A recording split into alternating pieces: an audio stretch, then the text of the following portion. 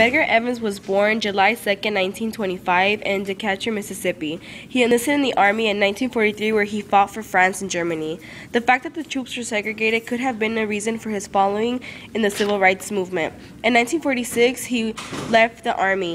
In 1948, he entered Alcorn State University, which was an all-black school.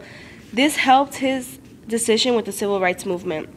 In 1952, he graduated and joined the NAACP, National Association of the Advancement for Colored People.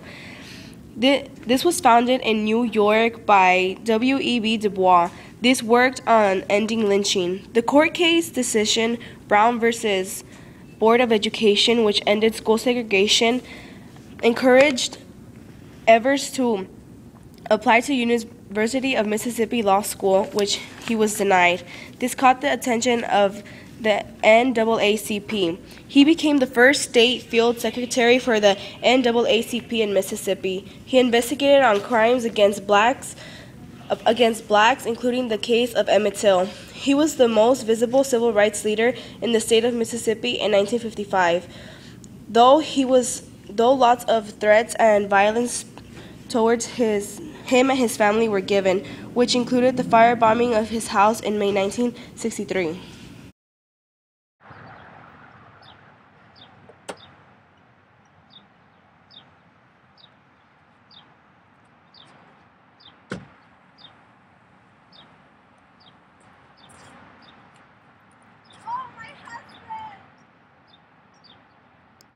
Evers was buried with full military honors in Arlington National Cemetery. The national outrage over Evers' murder increased support for legislation that could become the Civil Rights of 1964. Charles Evers took his position in the NAACP.